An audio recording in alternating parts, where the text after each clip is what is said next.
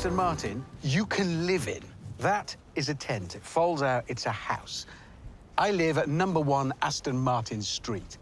This is beautiful. It looks like a shark. It looks stealthy. It looks like... Sorry, I wasn't... It's filled with potential, and that potential is to live in it. Oh, Satnav's woken up. Just south of Manchester, apparently. Oh, no. I think my air conditioning just packed up. I genuinely think it did. High engine, temp, stop. Mine is telling me to stop immediately. Hi. Ah. What seems to be the trouble, sir? Well, having a lot of it can be explained by that. Oh, look, what's that? That's a coolant, I suspect, that's probably come out of here. And it's weird, because it says it's hand-built. Yeah, I think exactly, that's done really carefully. hand-built in England. Hand-built in England. That's the problem. There you go. That's why... There it is. It's still off the dial. Well, you can't just sit there. You're going to have to get... Well, I'm going to have to let it cool. That's all I can do. I can't touch anything. Yeah, but you've got to mend it. Why otherwise can't when you touch set off, it? it'll... Because it's hot. This fluid that I thought was coolant from the engine that had boiled over and come out isn't engine coolant. It's actually power steering fluid. It's come out of there. That just got hot and boiled because it was so hot in the engine bay. I need to get heat out. Oh. Oh, that's causing me pain. It hurts me more than you. Please start. Yes. And I've given you air. There was one other thing I could do to help cool the engine, but it was unimaginable. I don't want to do it. I'm going to have to do it. Turn the heating up, because that will actually pull hot air out from under the engine bay and deliver it to me. Made holes in the bonnet, and I'm running with the heater on. I don't have long to live. My car's looking a little bit... It looks quite rugged now. Hey, and what's all this? Ah, I don't know. Oh, gee, that's not good. That's supposed to be inside somewhere. Is it oil or water? Or oily water? Sandy, oily water? It's neither. It's power steering fluid. What? The power steering fluid is getting incredibly hot because of all the work it's doing and the heat. The gearbox is failing. It won't shift up. I'm stuck in second. And if I run it at any higher than 1,500 RPM, the engine overheats. Also, I'm getting warnings telling me, check battery off switch, brake failure, stop safely, and my dashboard lights have gone out. Oh, they've come back. SRS airbag service urgent, rollover protect fault, DSC service required. Come on. I'm gonna get you to camp. I am behind the other two. They're some miles ahead. I will find them, but I can't go on any further right now until I've sorted this car. So I kept here last night, because I can, because I've got an Aston Martin hotel. But the Aston Martin bit isn't working very well. Normally, everything on a car that's electric was controlled by a separate wire, which was OK when all you had was a horn. But by this time, everything was worked with electronics, so they combined them all into one gigantic, very clever wire that went all the way around the car and stopped off all the different things. And the car can feel everything, its brakes, its suspension, which is great, until it can't feel them. So if it can't feel its gearbox, it stops using its gearbox. Somewhere in there is one little thing that's just shorting across, and it's sending the whole of its central nervous system into meltdown. After an hour of fettling, I got back on the road, but the Aston was by no means mended. I'm moving, which is good, but I've only got one gear, and I've no idea what's happening to the engine or anything else because none of my gauges are working. Temperature, nothing. That's why it's not letting me change gear. It's not giving me any information because it's not getting any information. Oh, hello. The fuel bowser. Well, I've no idea if I've got any fuel, but I'll get some anyway.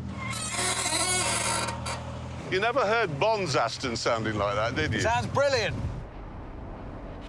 Right, gauges have just come on briefly, and it's bad news. Temperature really high. All I can do is proceed at what pitch tells me is 2,000 RPM in my one gear. And I could do with stopping and putting my roof up. Please don't be stuck. Oh, God. No, that's not acceptable. Oh, Christ, I've just...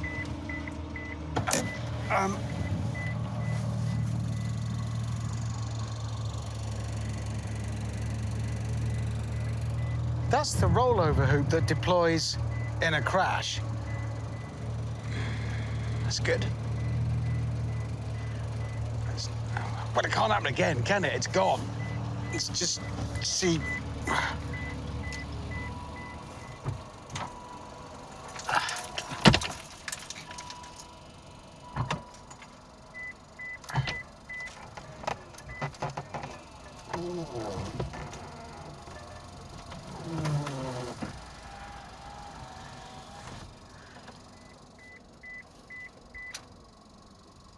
I just tried to start it and it's...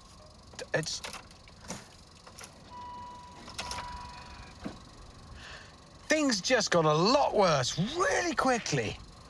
No signal at all. That is of no help. There's no huge amount of fluids have come out, but even if they had, that wouldn't explain it just being dead at the key. It's clearly electrics. If its feeble 2005 brain has given up, I've had it. The only other thing, battery. Oh, dear Lord. Salvation. No way, hang on. Let me just check.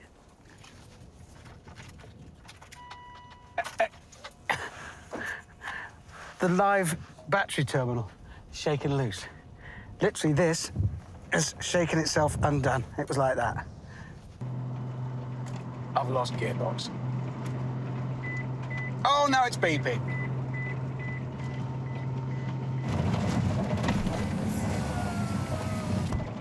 Why are my windows opened? Why am I didn't ask them. Why have my windows opened?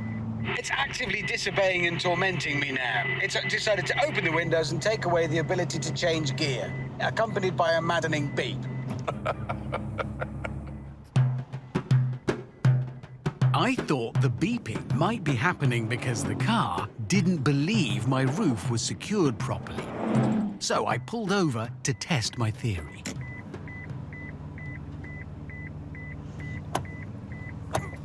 Bastard!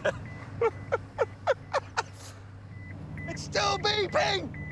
Ah! It's got a very convenient roof. You just press a button and it goes down, and then you have to get out and jump on it. They do say that people are driven mad in the desert after a while. What about in the middle? Is it in the middle? Such a yobbo. Just stop beeping! It's all right! Come back. Work, you twat. Can we not just... OK, it's your gearbox. Can we think of it as our gearbox? We share a gearbox. The central locking just went off. It just locked its doors.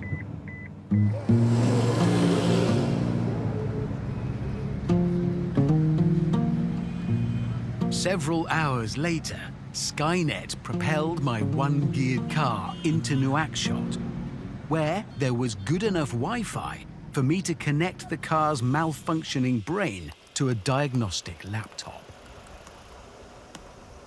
Right, 200 miles on one gear.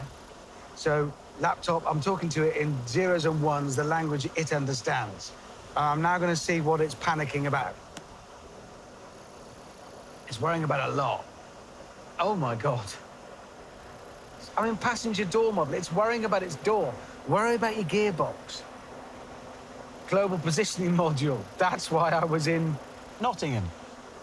I don't believe most of these are mechanical faults. Nothing's gone wrong. It's just got upset. If I hit this, this is basically the don't worry button. I'm going to do it. Forget about it.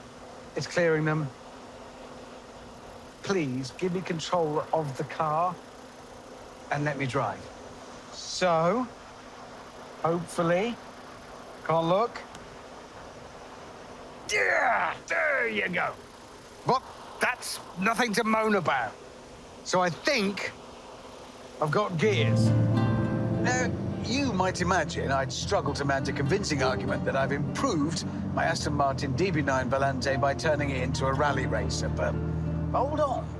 If I hadn't done that, this car, left unchanged, would have simply continued living in Peterborough, commuting between suburban home and a middle-sized trading estate, with the odd trip out to the golf club at weekends. It would have stayed shiny and nice, but it would have become what it is, which is a slightly outdated, slowly fading example of a once grand tourer. By doing what I've done to it, I've been able to bring it out here to do something incredible. And those experiences are now written across it in scuffs and scrapes and dents and cracks. They are its lifelines, its afterlines on it.